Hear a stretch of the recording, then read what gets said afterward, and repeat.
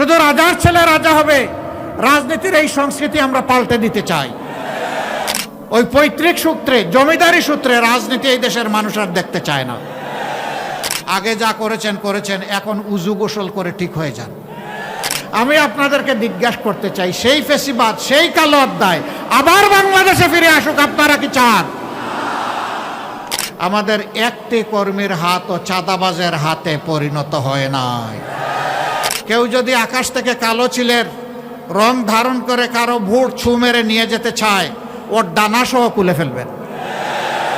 এটা জরুর নয় যে জামাতে ইসলামীকেই দেশ শাসন করতে হবে, কিন্তু এইটা জরুর যে এই দেশে সুশাসন থাকতে হবে। অনেকে বলে জামাতে ইসলামীর দেশ শাসনের কোনো অভিজ্ঞতা নাই, তারা কিভাবে দেশ চালাবে। আমি প্রশ্ন করি, আজকে এই প্রশ্নটি যারা করেন, তারা যখন প্রথম দেশ শাসনের দায়িত্ব পান তখন কি তাদের কোনো অভিজ্ঞতা ছিল? আজকে দেখলাম একজন উন্মাদ হয়ে গিয়ে বলতেছে জামাতে ইসলামীর নারী কর্মীরা কোনো জায়গায় আসলে ওদের পোশাক খুলে ফেলবে। আরেক জায়গায় চাঁপাই নবাবগঞ্জে মেয়ে হয়ে একজন কথা বলেছে যে ওদের হেজাব এবং নেকাব খুলে ফেলবেন টান দিয়ে, ওদেরকে ধরে পুলিশের হাতে দিয়ে দিবেন। এর নাম গণতন্ত্র? নির্বাচনের আগেই যদি আপনি এটা করেন, নির্বাচনের পরে কি করবেন? একদিকে আপনি মাদের হাতে দিবেন ফ্যামিলি কার্ড, আর পাশাপাশি আপনার প্রতিপক্ষ হলে তার সেই মায়ের গায়ে দিবে আপনি হাত। ওই ফ্যামিলি কার্ড আর হাত দুইটা একসাথে চলবে না। কিন্তু আপনি গায়ের জুড়ে সেই ফেসিবাদী কায়দায় আবার নির্বাচনকে চলে বলে কৌশলে নিজের ইচ্ছা মতো প্রভাবিত করবেন। এখনকার যুব সমাজ 24-এ চিৎকার দিয়ে ঘুমাইয়ে পড়ে নাই।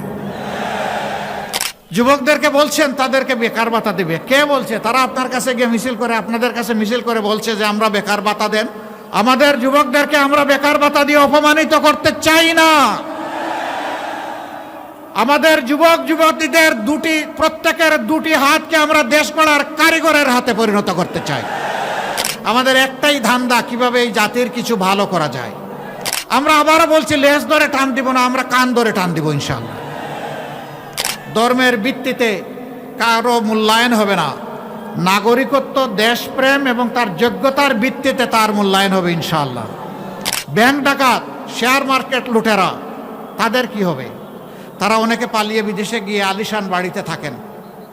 আল্লাহ যদি আমাদেরকে তৌফিক দেন, আমরা ওদের পেটের ভিতরে হাত ঢুকাইয়া জনগণের টাকা বের করে নিয়ে আসবো। আপনি কি দয়া করে ওনার পায়ের বেড়িটা খুলে আমার পায়ে একটু লাগাই দিবেন? মহিলারা প্রকাশ্যে বলছে, আমরা আমাদের ইজ্জতের পাহারাদার হিসাবে জামাতে ইসলামের উপরেই আস্থা রাখতে চাই। অনেকে বলছেন ডাকসু গত 50 বছরে যা করতে পারে নাই, এরা 4 মাসে তার চেয়ে বেশি করেছে। কেন করেছে জানেন? ওরা আল্লাহকে ভয় করে। ওরা কথা দিয়েছিল তাই কথা রক্ষা করে। আসসালামু আলাইকুম ওয়া রাহমাতুল্লাহ। সম্মানিত বাগেরহাটবাসী, কেমন আছেন? আলহামদুলিল্লাহ রাব্বিল আলামিন, ওয়াসসালাতু ওয়াসসালামু আলা রাসূলিহিল কারীম ওয়া আলা আলিহি ওয়া সাহবিহি ওয়া আহলি বাইতি আজমাইন। ঐতিহ্যবাহী ম্যানগ্রোভ ফরেস্ট এর পার্শ্ববর্তী সবচেয়ে বড় এলাকা এই বাগেরহাটে 4টি নির্বাচনী আসনে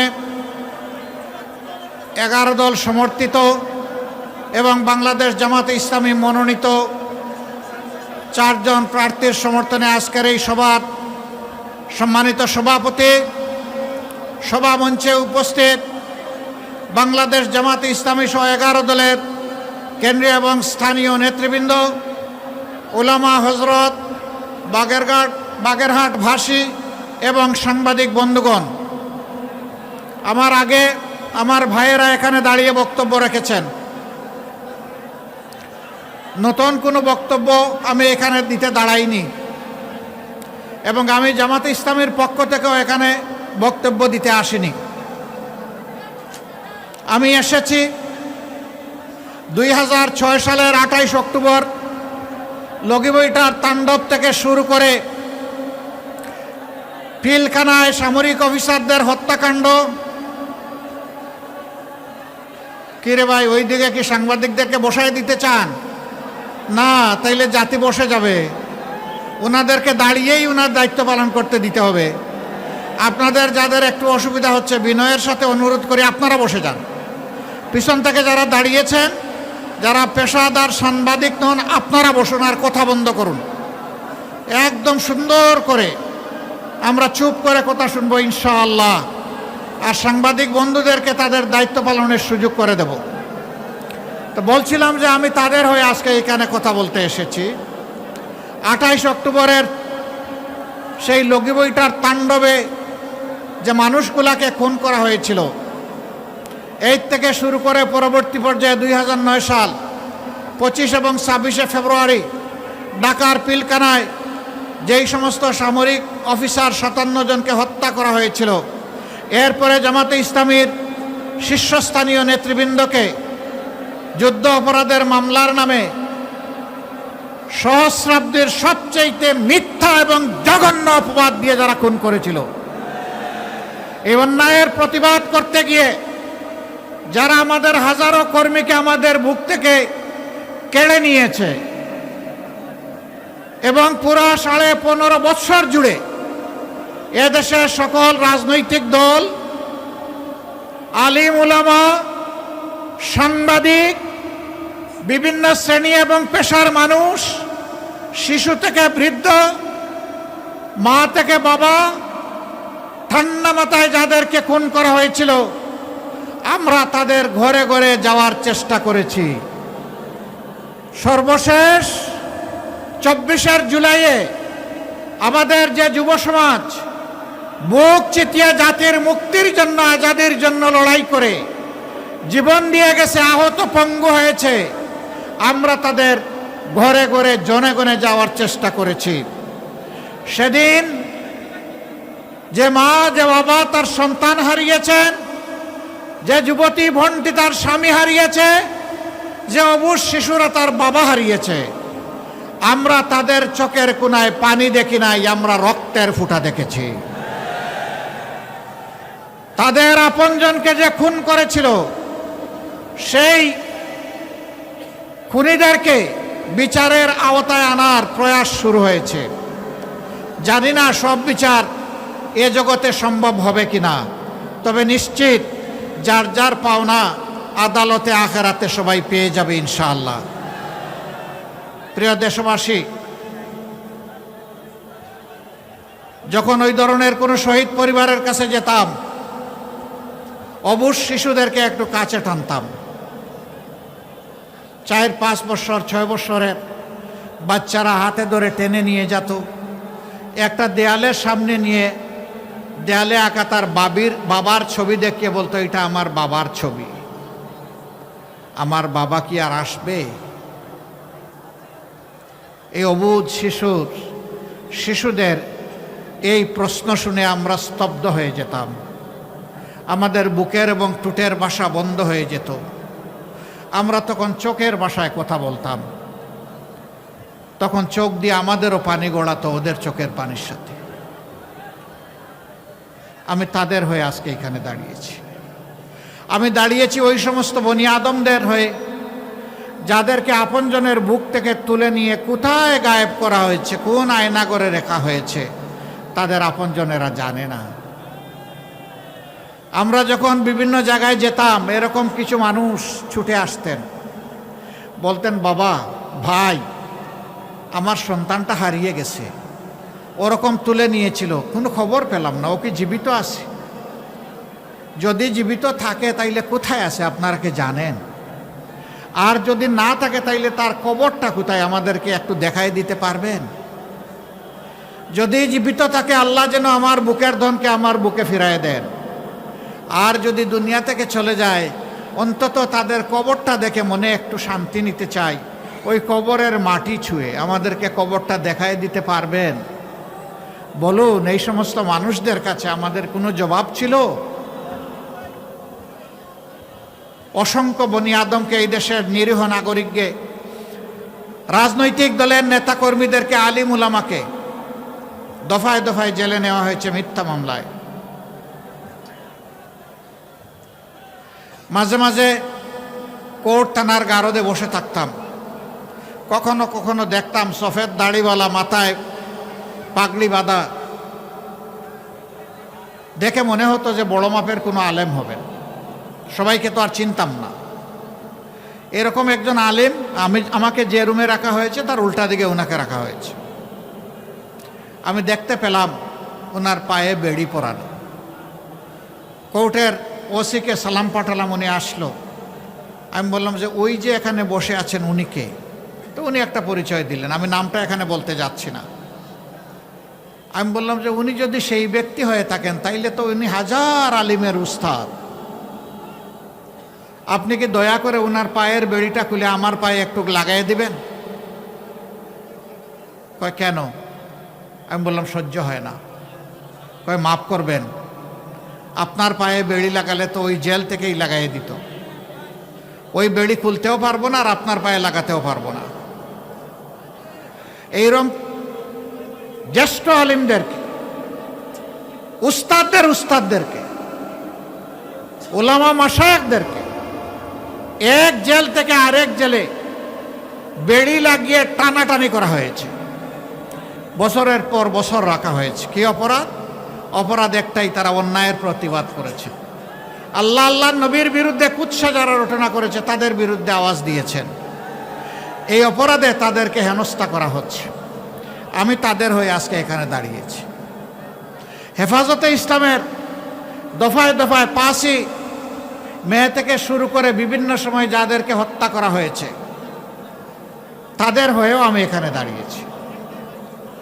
এই সাংবাদিক বন্ধুরা আছে, তাদেরকেও খুন করা হয়েছে, তাদের কাউকে ধরে নিয়ে সীমান্তের ওপারে ফেলে দেওয়া হয়েছে। আমি সেই মানুষগুলার, মজলুমদের পক্ষে এখানে দাঁড়িয়েছি। আমি সেই 18 কোটি মজলুম মানুষের পক্ষে দাঁড়িয়েছি যারা সিন্ডিকেট করে নিত্যপণ্যের দ্রব্যকে, মূল্যকে আকাশে তুলে দিয়েছিল, মানুষের জীবনকে বিষিয়ে তুলেছিল সিন্ডিকেশন এবং চাঁদাবাজির মাধ্যমে। আমি তাদের হয়ে এখানে দাঁড়িয়েছি। আমি আপনাদেরকে জিজ্ঞাসা করতে চাই, সেই ফেসিবাদ, সেই কালো অধ্যায় আবার বাংলাদেশে ফিরে আসুক আপনারা কি চান? একজন সাধারণ বিবেকবান মানুষ এইটা চাইতে পারে না। আশ্চর্য, যেই দলটির 11 জন শীর্ষস্থানীয় নেতাকে ঠান্ডা মাথায় খুন করলো, হাজারের উপর সহকর্মীকে দুনিয়া থেকে উঠায় দিল,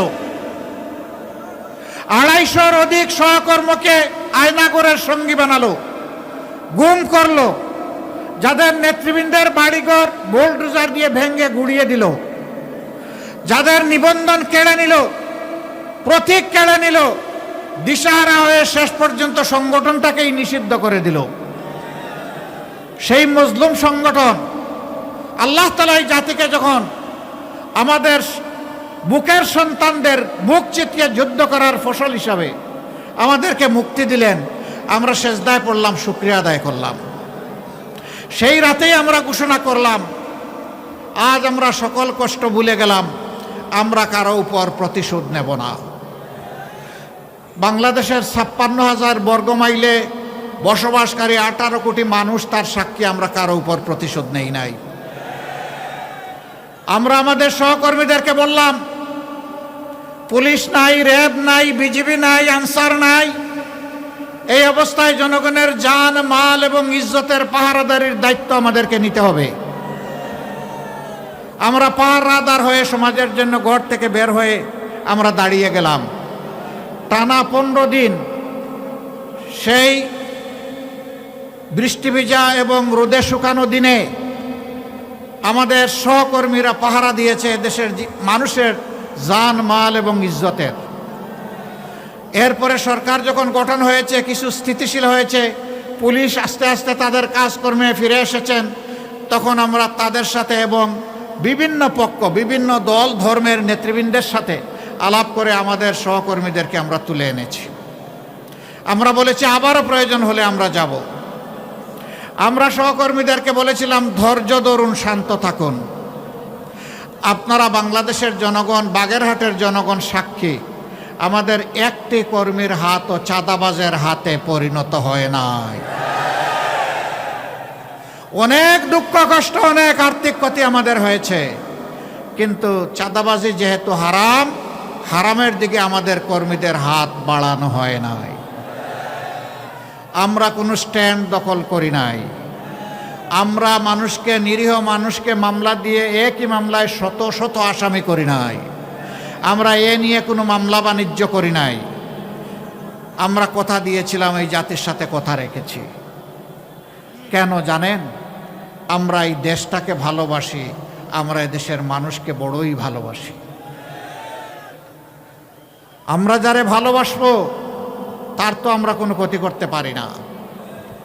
আমরা প্রতিজ্ঞাবদ্ধ, ইনশাআল্লাহ ইনশাআল্লাহ এই বাংলাদেশকে আমরা নিরাপদ, শান্তি এবং উন্নতির বাংলাদেশে পরিণত করব। বলবেন কিভাবে করব? করব আপনাদের ভালোবাসা এবং সহযোগিতা নিয়ে, করব আপনাদের সমর্থন এবং ভোট নিয়ে।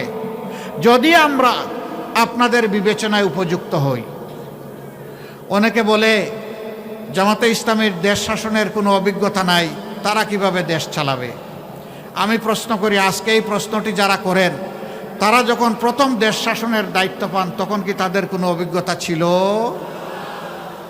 যদি না থেকে থাকে তাহলে এটি কোনো শর্ত নয়। আর আমি বলবো তাদের কথা সঠিকও নয়। আমরা একটা সরকারে 1 থেকে 6, 2001 থেকে 6 আমরা একটা সরকারে সামান্য অংশগ্রহণ করেছিলাম। 2 জন মন্ত্রী দায়িত্ব পালন করেছিলেন। তারা কি ব্যর্থ ছিলেন? তারা কি অসৎ ছিলেন? তারা কি অদক্ষ ছিলেন? না, তারা সততা এবং দক্ষতার সাথে তাদের দায়িত্ব তারা পালন করেছেন। সেই মানুষগুলা যাদেরকে নিজেদের হাতে গড়ে রেখে গিয়েছেন, আজকে তারাই আপনাদের সামনে এগিয়ে এসেছেন। তাদের উপর যেভাবে অতীতের মানুষগুলো আস্থা রেখেছিল, আজকের মানুষগুলোর উপর আস্থা রাখলে আমরা ইনশাআল্লাহ আমাদের সমস্ত যোগ্যতা এবং শক্তি দিয়ে আমরা আপনাদের আস্থার ঋণ পরিশোধ করব। প্রিয় দেশবাসী,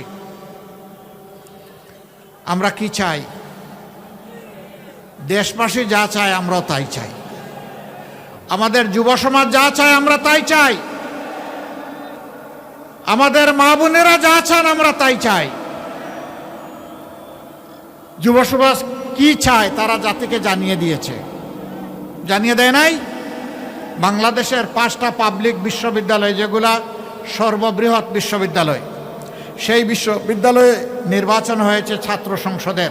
তারা কি একটা রায় দেয় নাই? তারা কি বলেছে আমরা আবার ফেসিবাদ ফিরিয়ে আনতে চাই? তারা কার পক্ষ নিয়েছে? তারা ইনসাফের পক্ষ নিয়েছে। তারা আস্থা রেখেছে আমাদের সন্তানদের উপর। আমাদের সন্তানেরা আস্থার প্রতিদান দিয়ে চলেছে। অনেকে বলছেন ডাকসু গত 50 বছরে যা করতে পারে নাই, এরা 4 মাসে তার চেয়ে বেশি করেছে। কেন করেছে জানেন? ওরা আল্লাহকে ভয় করে। ওরা কথা দিয়েছিল তাই কথা রক্ষা করে। আমাকে অনেকে জিজ্ঞেস করেছে, আপনারা যদি বাংলাদেশ পরিচালনার সুযোগ পান তাহলে বাংলাদেশটি কেমন হবে? আমি বলেছি ডাকসু যেমন আসে তার চেয়ে ভালো হবে। এখন মহিলারা, এই কয়েকদিন আপনারা হয়তো সামাজিক যোগাযোগ মাধ্যমে দেখতে পারেন, মহিলারা প্রকাশ্যে বলছে আমরা আমাদের ইজ্জতের পাহারাদার হিসাবে জামাতে ইসলামের উপরেই আস্থা রাখতে চাই। একজন বোন পোশাকে আশাকে, তিনি আপনারা হয়তো সবাই যেমনটা কল্পনা করেন তেমন না। তাকে সাংবাদিক বন্ধু প্রশ্ন করেছেন, আপনি এবার কাকে ক্ষমতায় দেখতে চান? উনি বলে জামাতকে। কয় আশ্চর্য, জামাত ক্ষমতায় আসলে তো আপনি এই পোশাক পরতে পারবেন না। কয় পরবো না। বলে যে অন্য পোশাক পরা লাগে। বলে পরবো। এরপরে বলে যে জামাতকে কেন ভালোবাসেন, কেন চান? বলে যে আমি বিশ্বাস করি জামাত ক্ষমতায় আসলে দেশ ঠিক হবে। জিজ্ঞাসা করে জামাতের কোন জিনিসটি আপনার ভালো লাগে? বলে যে পুরা জামাতকেই আমার ভালো লাগে, কোনো জিনিস আলাদা করার মতো নাই। আজকে মায়েরাই আস্থা কেন রাখছে? কারণ 54 বছর তারা সবাইকে দেখেছে, সবাই তাদের সাথে কথা দিয়েছে, কিন্তু তাদের ইজ্জতের প্রতি যথাযথ সম্মান প্রদর্শন করা হয়নি। আর এই সময়টা জুড়ে আমরাও এই সমাজে ছিলাম, আমাদেরকেও তারা দেখেছেন। আমরা মায়েদের ব্যাপারে বলতে চাই, আমরা সবাই মায়ের সন্তান, মায়ের পেট থেকে এসেছি। মা আমাদেরকে 285 দিন গর্ভে ধারণ করেছেন বড় কষ্ট করে। দুনিয়ায় আসার পরে বুকের দুধ খাওয়িয়েছেন, আর বুকটাকে আমার জন্য, আপনার জন্য বিছানা, নিরাপদ বিছানা বানিয়ে দিয়েছেন। যে মা পেটে নিলেন, বুকের দুধ খাওয়ালেন, বুককে সন্তানের বিছানা বানিয়ে দিলেন, সেই মায়ের ঋণ পরিশোধ করা কি সন্তানের পক্ষে সম্ভব? অসম্ভব। আমরা এটা পারবো না, কিন্তু আমাদেরকে জান প্রাণ দিয়ে চেষ্টা করতে হবে সেই মাকে সম্মান করার। আমরা ইনশাআল্লাহ এই দেশের সেবার সুযোগ পেলে আমরা মাদেরকে মর্যাদার আসনে অধিষ্ঠিত করব। তারা ঘরে, চলাচলে, কর্মস্থলে, সব জায়গায় তাদের জন্য সম্মান এবং নিরাপত্তা নিশ্চিত করা হবে ইনশাআল্লাহ। আমরা বড় ব্যথিত, বড় দুঃখিত, বড় লজ্জিত। এই নির্বাচন ফ্যাসিবাদের জাতাকলে পিষ্ট হওয়া সকল দলই আমরা অংশগ্রহণ করছি, কিন্তু দুই একটা দল ইদানিং মায়েদের, জামাতে ইসলামের প্রতি এই ভালোবাসাকে তারা সহ্য করতে পারছেন না। গণতন্ত্রের অর্থ হচ্ছে জনগণের রায়ের উপর, চিন্তার উপর, মতের উপর আপনাকে আস্থা রাখতে হবে। আপনার কথা আপনি বলবেন, আমার কথা আমি বলবো, এই সুযোগ সবাইকে দিতে হবে। আজকে দেখলাম একজন উন্মাদ হয়ে গিয়ে বলতেছে জামাতে ইসলামের নারী কর্মীরা কোনো জায়গায় আসলে ওদের পোশাক খুলে ফেলবে। সে তার সহকর্মীদেরকে হুকুম দিচ্ছে। আরেক জায়গায় চাঁপাই নবাবগঞ্জে মেয়ে হয়ে একজন কথা বলেছে যে ওদের হেজাব এবং নেকাব খুলে ফেলবেন টান দিয়ে, ওদেরকে ধরে পুলিশের হাতে দিয়ে দিবেন। এর নাম গণতন্ত্র? নির্বাচনের আগেই যদি আপনি এটা করেন, নির্বাচনের পরে কি করবেন? একদিকে আপনি মাদের হাতে দিবেন ফ্যামিলি কার্ড, আর পাশাপাশি আপনার প্রতিপক্ষ হলে তার সেই মায়ের গায়ে দিবে আপনি হাত। ওই ফ্যামিলি কার্ড আর হাত দুইটা একসাথে চলবে না। যদি সত্যিই সম্মান দেখায় থাকেন তাহলে আগে আপনার মাকে সম্মান দেখান, এরপরে বাংলাদেশের প্রত্যেকটা নারীকে মায়ের মর্যাদায় সম্মান দেখান। মানুষ আপনাকে ভালোবাসবে, আপনাকে স্যালিউট দেবে। আমি বলে দিতে চাই, আমাদের জীবনের চেয়ে মায়েদের ইজ্জতের মূল্য আমাদের কাছে অনেক বেশি। আমি সাফ সারা বাংলাদেশের শান্তিকামী, মুক্তি পাগল মানুষকে বলে দিতে চাই, বিশেষ করে যুবকদেরকে বলে দিতে চাই, কোনো মায়ের সাথে কেউ যদি এই ধরনের অসভ্য আচরণ করে, আপনারা আবার 24-এর মতো বিস্ফোরিত হবেন। বলবেন জীবন দিব কিন্তু মায়ের মর্যাদা দেব না, কাউকে না মায়ের মর্যাদা নিয়ে টান দিতে দেব না। জীবনের বিনিময়ে হলেও মায়ের মর্যাদা রক্ষা করব। যারা মাদেরকে নিয়ে এইরকম অপমান করেন, এদেশের অর্ধেক হচ্ছেন আমাদের মায়ের সমাজ। তারা কিভাবে আশা করেন সেই মায়েরা তাদেরকে সমর্থন দেবে? আমরা দোয়া করি শুভবুদ্ধির উদয় হোক। হ্যাঁ, মাদের ছাড়াও বিভিন্ন জায়গায় হচ্ছে। আজকেও ঢাকায় দেখেছেন কিছু একটা হয়েছে। প্রতিদিন বিভিন্ন জায়গায় অসহিষ্ণু এই কার্যক্রম চালানো হচ্ছে। কেন রে ভাই, এখন তো মাঘ মাস। এই শীতের দিনেই যদি মাথা এত গরম হয়, চৈত্র মাসে কি হবে? আপনার আদর্শ নিয়ে আপনি মাথা ঠান্ডা রেখে যান জনগণের কাছে, সুন্দর করে বুঝায় কথা বলেন, আপনাকে আমরা ওয়েলকাম করব। কিন্তু আপনি গায়ের জোরে সেই ফেসিবাদী কায়দায় আবার নির্বাচনকে ছলে বলে কৌশলে নিজের ইচ্ছা মতো প্রভাবিত করবেন। এখনকার যুব সমাজ 24-এ চিৎকার দিয়ে ঘুমাইয়ে পড়ে নাই। যুবকদেরকে বলছেন তাদেরকে বেকার ভাতা দেবে, কে বলছে? তারা আপনার কাছে গিয়ে মিছিল করে, আপনাদের কাছে মিছিল করে বলছে যে আমরা বেকার ভাতা দেন। আমাদের যুবকদেরকে আমরা বেকার ভাতা দিয়ে অপমানিত করতে চাই না। আমাদের যুবক যুবতীদের প্রত্যেকের দুটি হাতকে আমরা দেশ গড়ার কারিগরের হাতে পরিণত করতে চাই এবং তাদের হাতে মর্যাদার কাজ তুলে দিতে চাই। তারা যেন বুক ফুলিয়ে বলতে পারে, এদেশ আমার দেশ, আমি বাংলাদেশ। আমি বাংলাদেশের জন্য আমার দুই হাত দিয়ে অবদান রেখে চলব। আমি হাত বাড়িয়ে কারো কাছ থেকে বেকার ভাতা নেব না। যুবকরা মন খারাপ করেছেন, আপনারা কি বেকার ভাতা চান না কাজ চান? আলহামদুলিল্লাহ, আপনারা কাজ চান, আপনাদেরকে মোবারকবাদ। সম্মানিত ভাইয়েরা, আল্লাহর রহমতে আপনাদের দোয়া, ভালোবাসা, সমর্থন, ভোটে যদি আমাদের 11 দলীয় এই নির্বাচনী পক্ষের প্রার্থীরা বিজয়ী হয়ে সরকার গঠনের সুযোগ পান, আমরা যে কাজগুলা করতে চাই সেই কাজগুলার কিছু অংশ আজকে বলে আমি বিদায় নেব। সব এখানে বলা সম্ভব না। নাম্বার 1, আমরা সমাজ থেকে দুর্নীতি দূর করব ইনশাআল্লাহ। আমরা দুর্নীতির গাছের পাতা ধরে টানাটানি করব না, আমরা জটটা ধরে টান দিব। দুর্নীতিকে আর বাংলাদেশে সহ্য করা হবে না। 2 নম্বর, যারা অন্যের দ্বারা প্রভাবিত হয়ে মানুষের কাছ থেকে অবৈধ চাঁদা নিয়ে মানুষকে জর্জরিত করে, এমনকি বিভিন্ন জায়গায় দেখি চাঁদা না দিলে দোকান ভাঙচুর, মারধর এগুলাও করে, আমরা আর কাউকে চাঁদা নিতে দেব না। যদি আমরা সেই সুযোগ পাই তাহলে দুর্নীতি যারা করেন আর চাঁদা যারা নেন তাদেরকে আমরা বুকে টেনে নিব, কারণ তারাও আমাদের সন্তান, তারাও এদেশের নাগরিক। তাদেরকেও প্রশিক্ষিত করে তাদের হাতেও মর্যাদার কাজ তুলে দিব ইনশাআল্লাহ। তারাও সেদিন এই জাতিকে গঠনে, উন্নয়নে ভূমিকা রাখবে এবং গর্বিত হবে। আজকে মাথা নিচু করে চলতে হয়, সেদিন তারা বুক ফুলিয়ে মাথা উঁচু করে চলবে ইনশাআল্লাহ। কাজেই তাদেরও কোনো চিন্তার কারণ নাই। সমাজ মুক্তি পাবে তাদের নির্যাতন থেকে, আর তারা মুক্তি পাবে লজ্জার হাত থেকে। এরপরে আমরা কি করব? আমরা সমাজের সকলের জন্য ন্যায় বিচার কায়েম করব ইনশাআল্লাহ। প্রেসিডেন্ট যে বিচার পাবেন, গ্রামের একজন সাধারণ কৃষক একই বিচার পাবেন। যে অপরাধে গ্রামের একজন সাধারণ মানুষকে আইনের আওতায় এনে শাস্তি দেওয়া হবে, একই অপরাধ করলে আইন প্রেসিডেন্টকে ছেড়ে কথা বলবে না। বিচার সমান। এই বিচারে যারা ভয় পায় তারা আমাদের বিরোধিতা করবে। আমরা তাদেরকে ভয় পাই না, আমরা একমাত্র আল্লাহ তাআলাকে ভয় করি।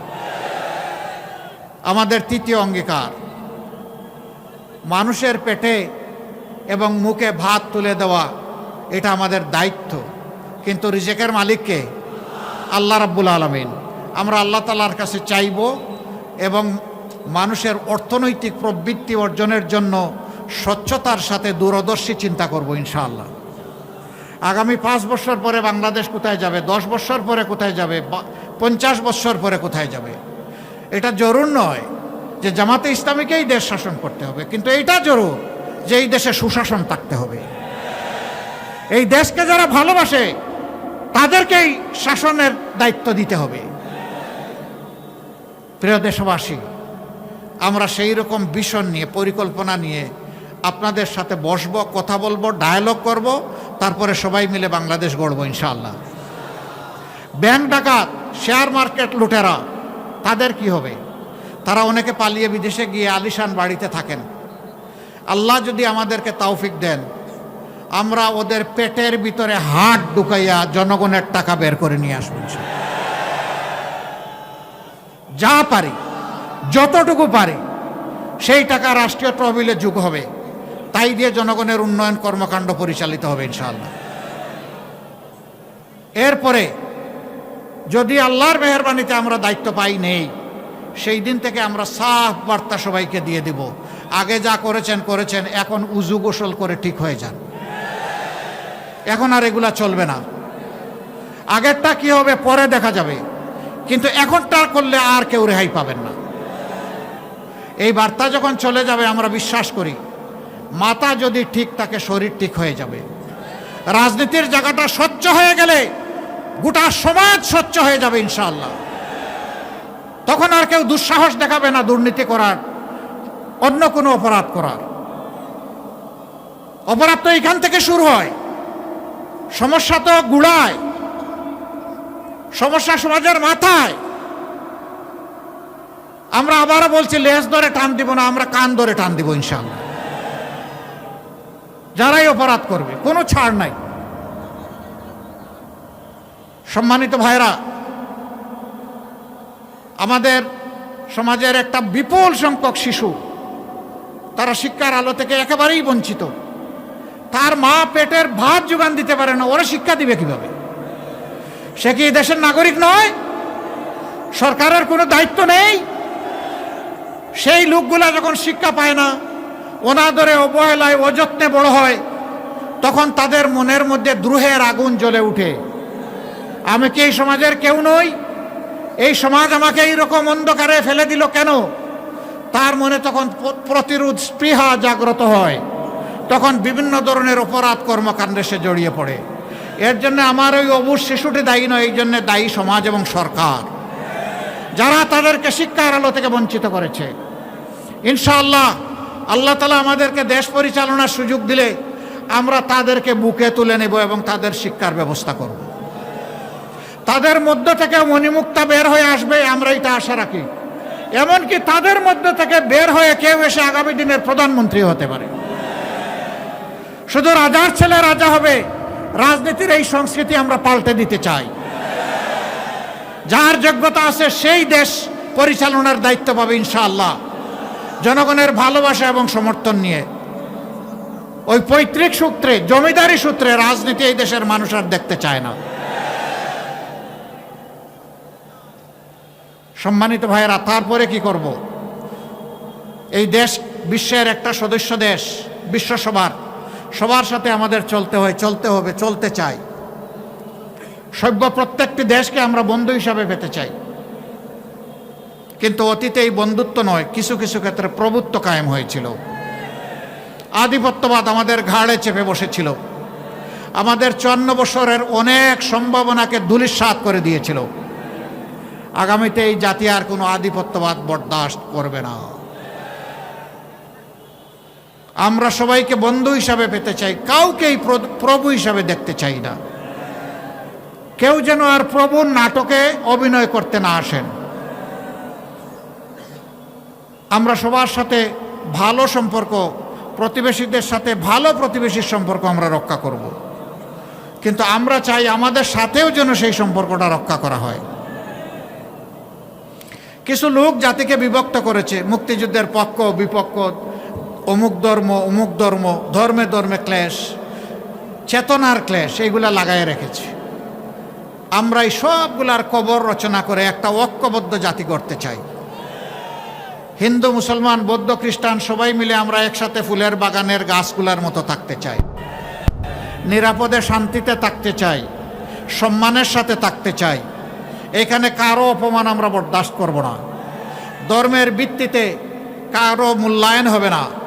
নাগরিকত্ব, দেশপ্রেম এবং তার যোগ্যতার ভিত্তিতে তার মূল্যায়ন হবে ইনশাআল্লাহ। সম্মানিত ভাইয়েরা,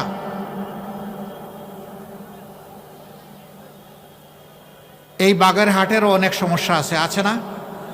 আবার অনেক সম্ভাবনাও আছে। যুগ যুগ ধরে বাংলাদেশের বিভিন্ন অঞ্চলকে পিছিয়ে রাখা হয়েছে। 15 সালে আমি শরণখোলায় একটা এলাকায় গিয়েছিলাম, জমিনের আইল দিয়ে চলতে হয়েছে, ভালো একটা রাস্তা নাই। 3 জায়গায় আমরা পড়েই গেলাম, আবার উঠে চলতে থাকলাম। কেন? এই বাগেরহাট কি বাংলাদেশের অংশ নয়? হ্যাঁ, উন্নয়নে যারা অবদান রেখেছেন আমরা তাদেরকে ধন্যবাদ জানাই। আবার উন্নয়ন করতে গিয়ে যারা ডাকাতি করেছেন তাদেরকে ধন্যবাদ জানাইতে পারবো না। জনগণের টাকা নিয়ে যারা নিজেদের পকেট বাড়ি করেছেন, সিঙ্গাপুর বানিয়েছেন আর কানাডায় বেগমপাড়া গড়ে তুলেছেন, আমরা তাদেরকে ধন্যবাদ জানাতে পারবো না।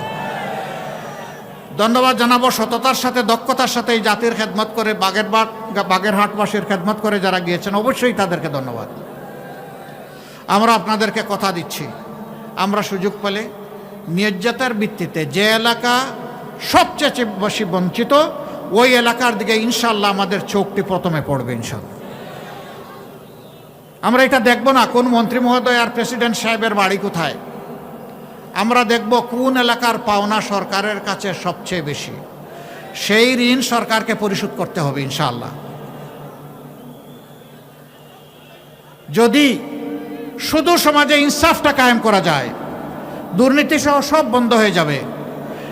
এই দেশকে জাতিকে পাল্টানোর জন্য 5টা বছর যথেষ্ট। আপনারা কি তা বিশ্বাস করেন? ইনশাআল্লাহ আমরা গভীর আস্থা রাখি এই ব্যাপারে, এবং ইনশাআল্লাহ আল্লাহ তৌফিক দিলে আমরা পারবো ইনশাআল্লাহ।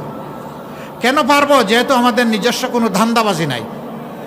আমাদের একটাই ধান্দা, কিভাবে এই জাতির কিছু ভালো করা যায়। আপনাদের সবাইকে অনুরোধ জানাবো, 12 তারিখের 2টি বুথে আপনারা ঐতিহাসিক গুরুদায়িত্ব পালন করবেন ইনশাআল্লাহ। হা বুট মানে হচ্ছে ফেসিবাদ আর ফিরে না আসুক, এক কথা এইটাই হা বুট। হা মানে আজাদি, না মানে গুলামি। এবার আপনারা বলুন, আজাদি না গুলামি? আজাদি না গুলামি? তাহলে 12 তারিখের প্রথম ভোট হবে ইনশাআল্লাহ।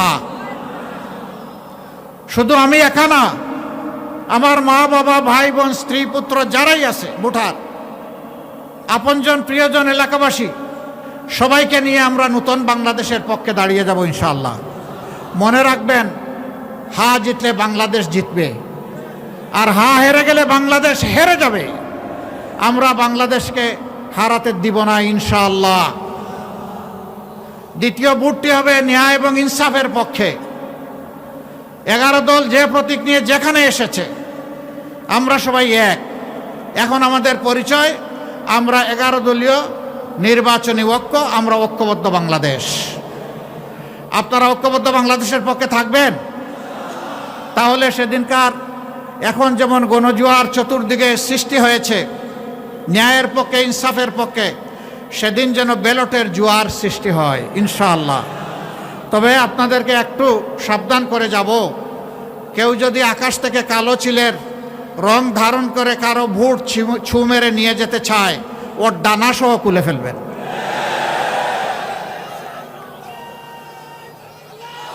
আগের স্লোগান অচল, আমার ভোট আমি দেব, তোমারটাও আমি দেব, এটা অচল। তোমার ভোট তুমি দাও, আমার ভোট আমি দেব। আমার ভোটে হাত বাড়ালে খবর আছে। সম্মানিত ভাইরা, নিজের এই ভোটের পাহারাদারি করতে হবে, অন্যের ভোটেরও পাহারাদারি করতে হবে। নাগরিকদের পূর্ণ অধিকার, যারে পছন্দ তারে ভোট দেবে, কিন্তু জোর করে আমার পছন্দের বাক্সে ঢুকাবো, এটাকে বুতা করে দিতে হবে।